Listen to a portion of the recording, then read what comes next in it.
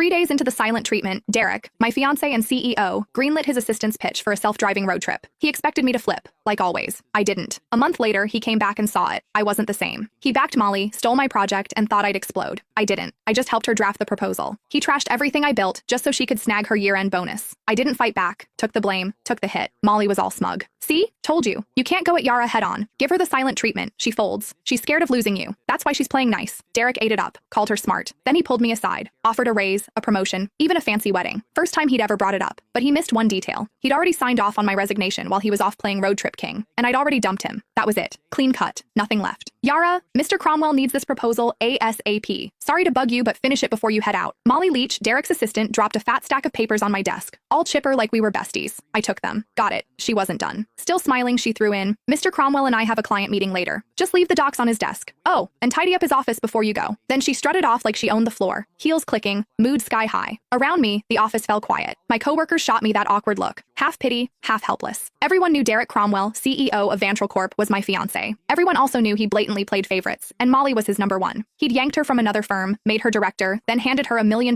project I'd busted 2 months bringing in and prepping. When I pushed back, he called a team vote, thinking everyone would back him. Wrong. The whole team voted for me, except him. Molly got 1 vote. His. He lost it. Accused me of stirring up cliques. Didn't just take the project away. He demoted me in front of everyone and slashed the salaries of the people who'd backed me. Nobody dared speak up. Later, he apologized. Said didn't want it to look like favoritism. Claimed Molly might feel left out. I used to believe that crap. Now, it's a joke. Molly couldn't even keep up with our interns. Didn't want it to look like favoritism? Please. He was straight up playing favorites. Everyone saw it but him. I heard footsteps upstairs and looked up. Derek. He showed up at the stairwell, glanced my way, then walked out without saying a word. Changed into some casual suit. Even from here, I caught that cedar cologne. He never used to wear cologne. That one? Molly's gift. Yeah, he knew exactly what he was doing. He'd been pulling this kind of stuff for years. It started after I found their goodnight texts. Couldn't stay quiet. I confronted him. Derek said I was being petty. Then, like it proved some point, he used it as an excuse to make it official and moved Molly to work directly under him. The more upset I got, the harder he leaned in, dragging her to every social event, serving her food, even wiping her mouth at company dinners. When we fought, he'd ice me out. When I apologized, he'd round up his buddies to lecture me like I was some jealous mess. For a while, I actually blamed myself. Thought maybe I wasn't generous enough. Thought maybe that's why we ended up here. But on day 3 of one of his silent treatments, when I was too sick to even sit up and he still packed his bags for a trip with Molly, I gave up. That's when it hit me. He wasn't trying to be noble. He just used my pettiness as a shield so he could keep doing what he wanted without feeling guilty. Even if I hadn't caught those late-night chats, he would have just found another excuse to be with her. After their latest business trip, they were still grabbing dinner, drinks, playing tennis, same routine. But something between them had changed. I could feel it. Not that it mattered. 5 years together, and it was done. This whole mess had dragged on long enough. I was the last one in the office, finishing up the proposal. Checked my phone. Molly had been busy posting. Candlelit dinner at some fancy spot.